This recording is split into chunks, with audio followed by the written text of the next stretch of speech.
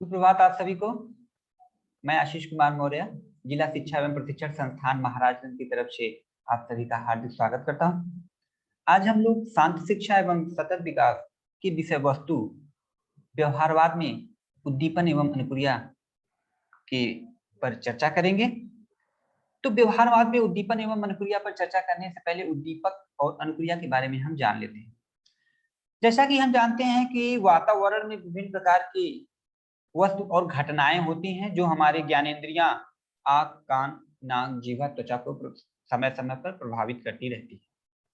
ये वातावरण में उपस्थित ये जो विभिन्न वस्तु होती हैं, घटनाएं होती हैं, जिसके कारण से हमारी ज्ञानेंद्रियां आकर्षित होती हैं, वे कहलाते हैं उद्दीपक।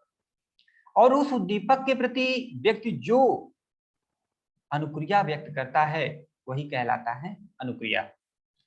तो व्यवहारवाद में उद्दीपन एवं अनुक्रिया का तात्पर्य है कि वातावरण में उपस्थित उद्दीपक के प्रति, घटना के प्रति व्यक्ति या पशु जो अनुक्रिया करता है, जो प्रतिक्रिया करता है, वही कहलाता है उद्दीपन एवं अनुक्रिया। क्योंकि यह व्यवहार से संबंधित है, मनोविज्ञान व्यवहार का अध्ययन करता है, इसलिए और साथ ही साथ उद्दीपन एवं अनुक्रिया मनुष्य एवं पशु के व्यवहार का अध्ययन करता है, इसीलिए कहा जाता है व्यवहारवाद में उद्दीपन एवं अनुक्रिया का। ऐसा माना जाता है कि व्यवहारवाद के जनक जे.बी. वाटसन को माना जाता है, जिसकी स्थापना प्रकारवाद एवं संरचनावाद के सिद्धांत के परिणाम स्वरूप हुआ। काफी समय तक वाटसन के उद्दीपक और अनुक्रिया के का यह सिद्धांत प्रचलित रहा, लेकिन बाद में समय के साथ साथ उसमें थोड़ा सा परिवर्तन हुआ। पहले वाटसन के सिद्धांत को यसार सिद्धांत के नाम से जाना जाता था। बाद में इनके यसार सिद्धांत में, जे.बी. वाटसन के उद्दीपक अनुक्रिया सिद्धांत में थोड़ा सा परिवर्तन हुआ और वुडवर्थ ने वाटसन के सिद्धांत में थोड़ा सा परिवर्तन किया और बताया कि वाटसन द्वारा बताया गया उद्दीपक अनुक्रिया सिद्धांत में थोड़ा सा प्राणी की कमी है, जिसमें उन्होंने सुधार करके बताया उद्दीपक, प्राणी और अनुक्रिया, SOR, stimulus, organism and response. तो बाद में उद्दीपक एवं अनुक्रिया के सिद्धांत में परिवर्तन हुआ। परिवर्तन को R.F. वुडवर्थ ने किया और इन्होंने अपना सिद्धांत बताया उद्दीपक, प्राणी एवं अनुक्रिया का सिद्धांत। इनके अनुसार, वुडवर्थ के अनुसार, बाह्य वातावरण में उपस्थित कोई भी वस्तु के प्रति प्राणी जब अनुक्रिया करता है, प्रतिक्रिया करता है, तो वही कहलाता है उद्दीपक, प्राणी, अनुक्रिया का सिद्धांत। इससे संबंधित तमाम सिद्धांत हमें देखने को मिलते हैं, लेकिन कुछ प्रमुख सिद्धांत हैं जिसमें से हम एक दो सिद्धांत का यहाँ पे चर्चा कर रहे हैं। एक है अनुकूलित अनुक्रिया का सिद्धांत। अनुकूलित अनुक्रिया का सिद्धांत का प्रतिपादक I.P. पावलोव को माना जाता है।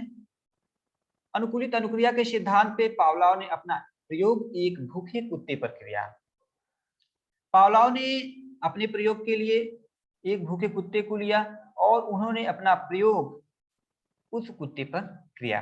अपने प्रयोग के लिए पावलोव ने, इसको हम बहुत ज्यादा डीपली नहीं बताएंगे, सार रूप में, बहुत छोटे रूप में बताते हैं कि पावलोव ने भूखे कुत्ते को एक चयन किया और उसे एक जार में बंद कर दिया।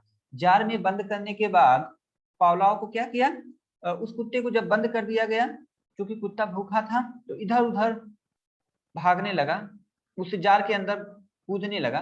फिर पावलोव ने क्या किया, उस कुत्ते को घंटे की आवाज सुनाई दी। ठीक है, घंटे की आवाज बजाई गई बाहर से और घंटे की आवाज बजाने के बाद 30 सेकेंड के अंदर उसे रोटी का टुकड़ा दिया जाता है। और जैसे ही यह प्रक्रिया बार बार रिपीट कराई गई, पहले घंटी बजाई जाती थी, फिर 30 सेकेंड के अंदर उस कुत्ते को क्या किया जाता था, रोटी का टुकड़ा उपलब्ध करा दिया जाता था। तो यह प्रक्रिया जब बार बार रिपीट कराया गया, तो एक समय में देखा गया कि कुत्ते ने सिर्फ घंटे की आवाज को देख करके लार टपकाना स्टार्ट कर दिया। जैसे ही घंटी को बजाई जाती थी, कुत्ता लार टपकाना स्टार्ट कर देता था।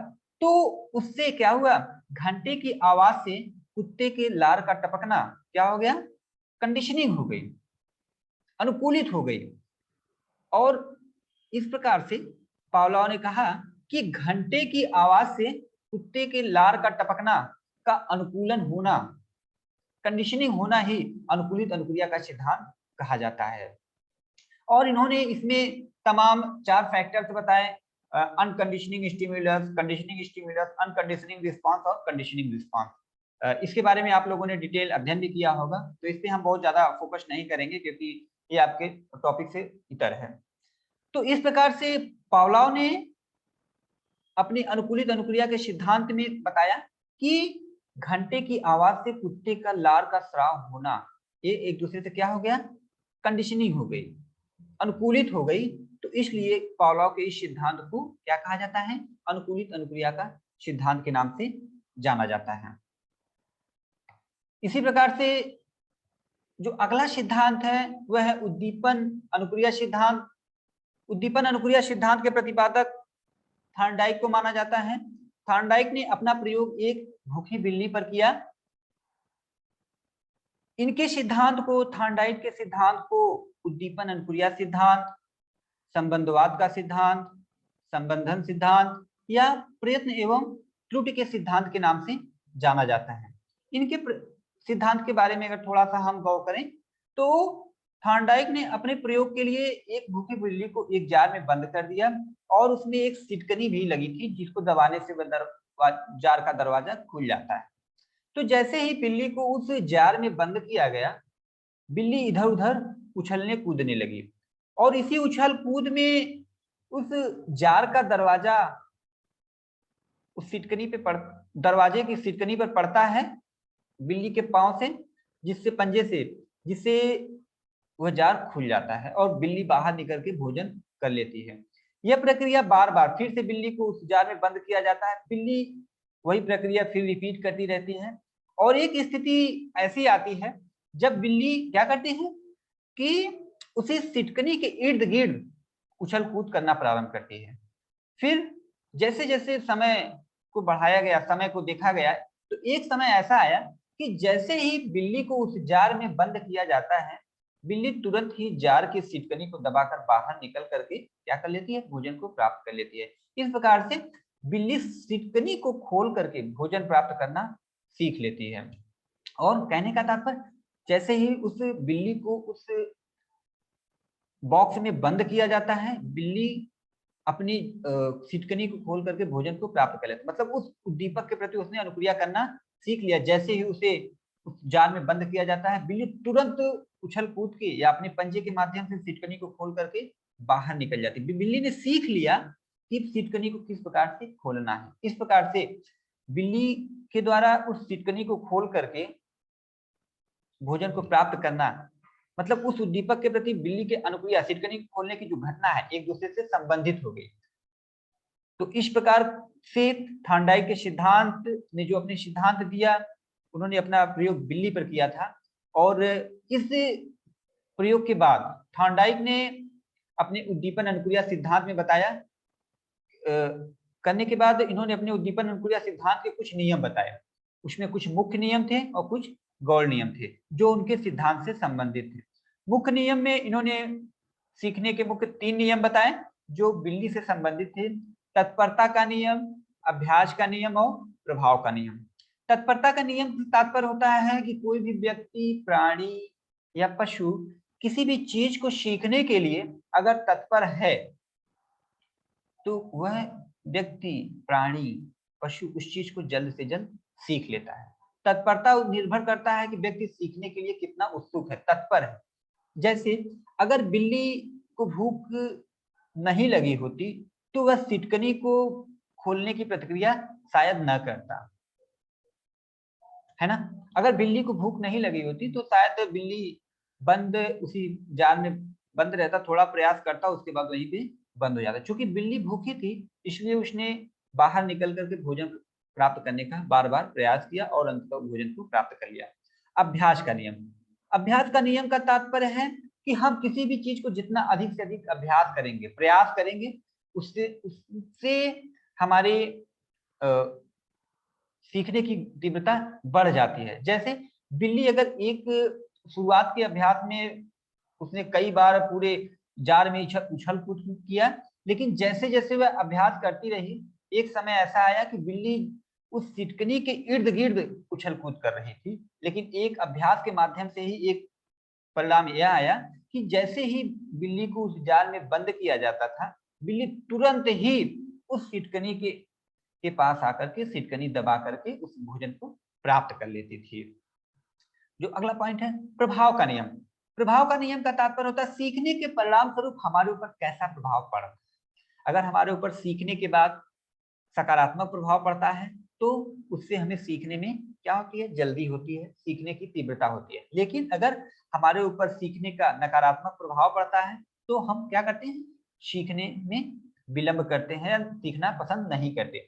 जैसे अगर सिटकनी खोलने के बाद बिल्ली को भोजन का टुकड़ा न मिलता, बिल्ली को भोजन न दिया जाता, तो शायद बिल्ली सिटकनी को खोलना न सीखती, क्योंकि बिल्ली को सिटकनी खोल करके बाहर भोजन का टुकड़ा प्राप्त हो रहा था, इसलिए उसने उस टुकड़े को सकारात्मक बिल्ली पर प्रभाव पड़ रहा था, भोजन को प्राप्त कर रही थी। इसी कारण से बिल्ली उस जार को खोल करके बाहर भोजन प्राप्त करना सीख लिया।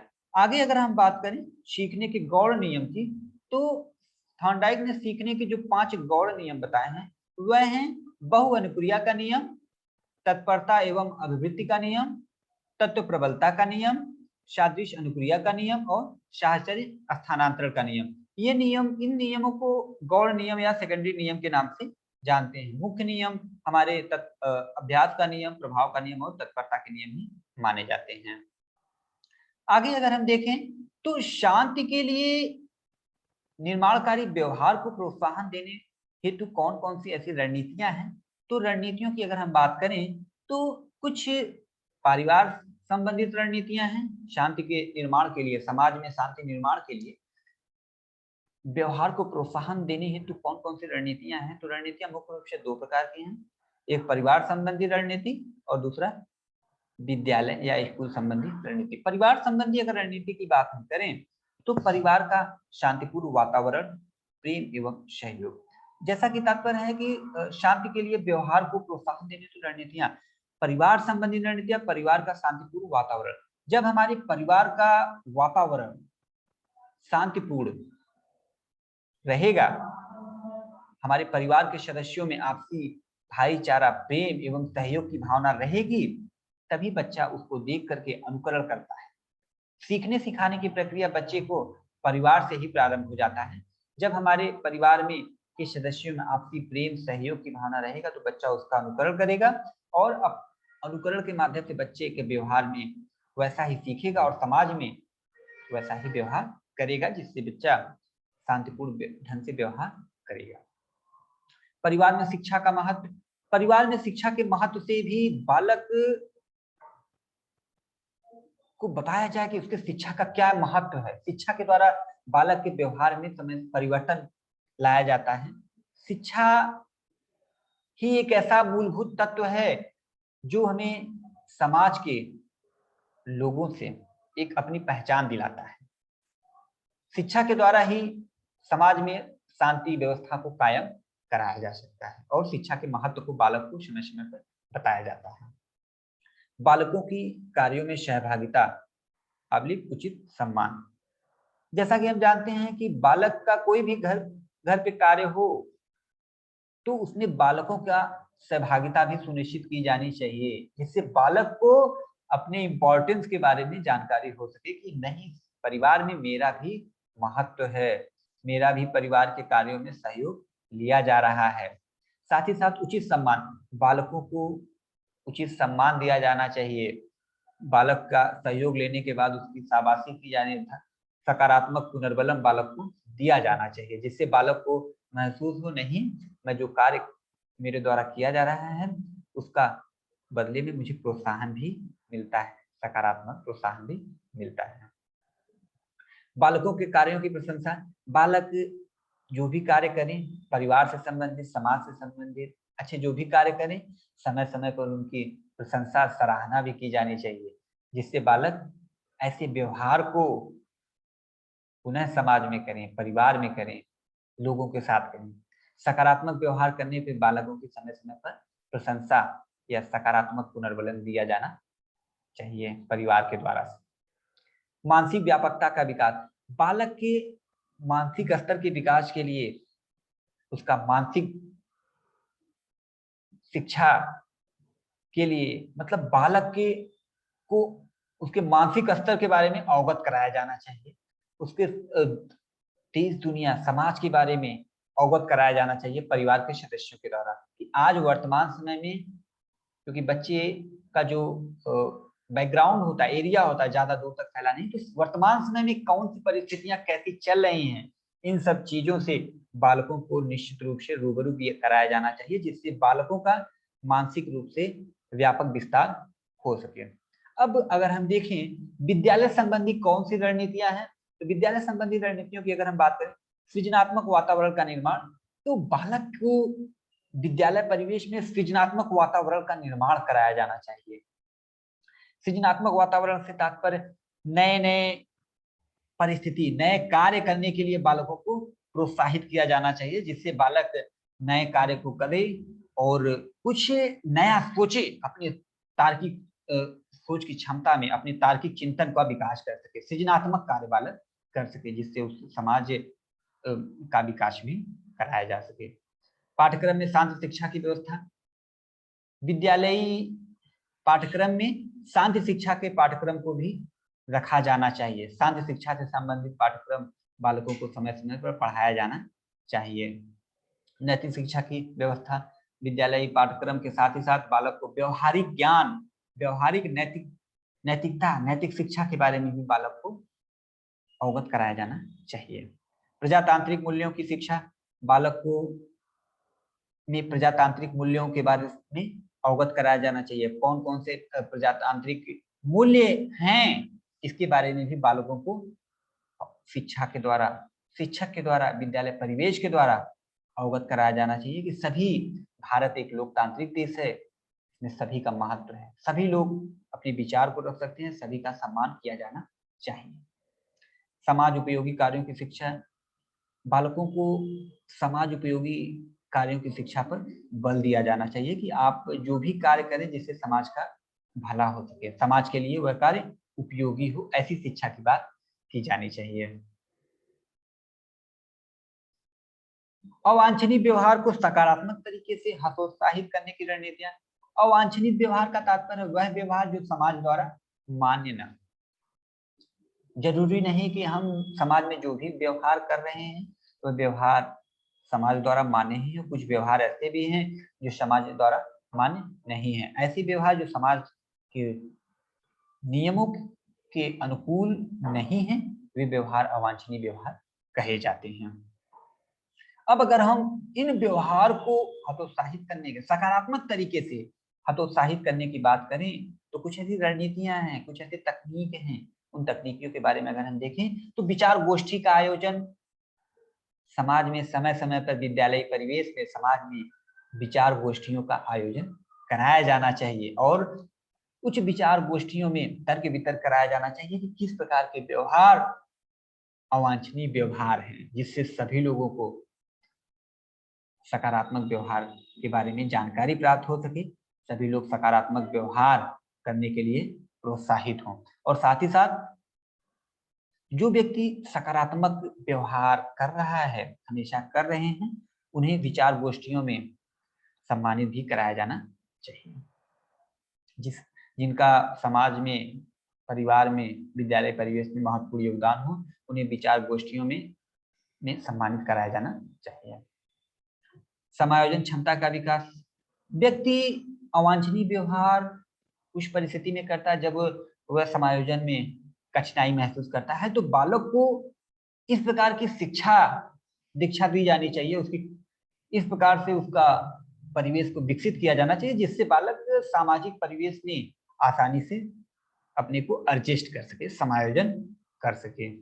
योग्यता के अनुसार शिक्षा व्यवस्था, जैसा कि हम सभी जानते हैं हमारे समाज में विभिन्न वैयक्तिक विभिन्नताएं पाई जाती हैं और हर व्यक्ति का आईक्यू लेवल भी अलग अलग होता है, तो बालक को उसकी मानसिक स्तर के अनुसार शिक्षा देने की व्यवस्था की जानी चाहिए, जिसके कारण से बच्चा अवांछनीय व्यवहार न कर सके और समाज में शांति को स्थापित करने के लिए सकारात्मक तरीके से व्यवहार करे।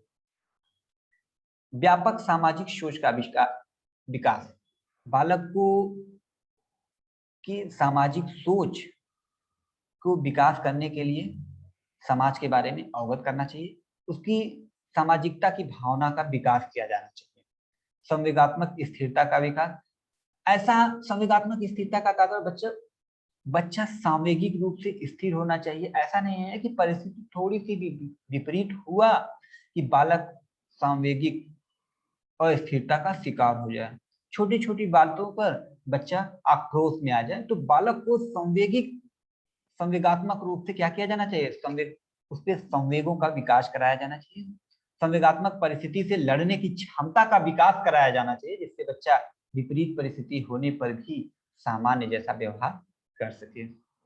सामाजिक सम्मेलन, समय समय पर विद्यालय द्वारा, परिवार द्वारा, समाज द्वारा सामाजिक सम्मेलन का भी आयोजन कराया जाना चाहिए, जिससे बालक को समाज के महत्वपूर्ण व्यक्तियों के बारे में जानकारी हो सके और वह उस महत्वपूर्ण व्यक्ति के जैसा, बालक के अवांछनीय व्यवहार करने वाला व्यक्ति उसके जैसा बनने का प्रयास करे, अनुकरण के माध्यम से बनने का प्रयास। अब है नेक्स्ट पॉइंट की अगर हम बात करें तो शांति के लिए निर्माणकारी सकारात्मक व्यवहारिक हस्तक्षेप और सहयोग के प्रोत्साहन हेतु रणनीतियां, कौन कौन से ऐसे फैक्टर्स हैं जो हमें शांति के लिए सकारात्मक ढंग से प्रोत्साहित करते हैं। प्रस्तुतिकरण की योग्यता का विकास, तो बालक में इस प्रकार की योग्यता, दक्षता या क्षमता का विकास किया जाना चाहिए, जिससे बालक अपनी भावनाओं को, विचारों को बहुत ही शानदार और अच्छे तरीके से समाज में, विद्यालय परिवेश में और पारिवारिक परिवेश में अच्छे ढंग से प्रस्तुतिकरण अभिव्यक्त कर सके। बालक को इस प्रकार से अभिप्रेरित किया जाना चाहिए। बालक का विश्वास प्राप्त करना, बालक को का विश्वास प्राप्त करना एक बहुत ही महत्वपूर्ण फैक्टर होता है कि सामान्य रूप से बालक जल्दी में सभी पर भरोसा नहीं करते हैं, तो बालक के को विश्वास को जीतना बहुत ही महत्वपूर्ण होता है, ताकि जब हम बच्चे के विश्वास को जीत जाएंगे तो निश्चित रूप से बच्चा अपनी भावनाओं को हमसे, आपसे निश्चित रूप से बताएगा, जिससे हम जान सकेंगे बच्चे में किस चीज की, कैसे बच्चे के व्यवहार में परिवर्तन कराया जा सकता है। तो बालक का विश्वास जीतना भी एक महत्वपूर्ण फैक्टर माना जाता है। उत्तम साहित्य के अध्ययन की प्रेरणा, समय समय पर बालकों को हमें प्रेरणा दी जानी चाहिए कि हमारे समाज में विभिन्न प्रकार के साहित्य मौजूद हैं, उन साहित्यों के जो अच्छे साहित्य हैं, जिनकी लेखनी अच्छी है, उस अच्छे साहित्य को अध्ययन करने के लिए बालकों को प्रोत्साहित किया जाना चाहिए। आत्म अनुशासन की शिक्षा, बालकों में आत्म अनुशासन की शिक्षा का विकास करना चाहिए, कि बच्चों को बताना चाहिए कि आत्म अनुशासन से कितने फायदे हैं। आज समाज में हमारे अधिकांश सदस्य आत्म अनुशासित हैं, जरूरी नहीं कि उन्हें अनुशासित रखने के लिए हर जगह पे उनके माता पिता या शिक्षक मौजूद हों, उन्हें स्वयं से ही अनुशासित रहना है। परिवार में, समाज में, विद्यालय, उनमें आत्म अनुशासन की भावना का विकास कराया जाना चाहिए।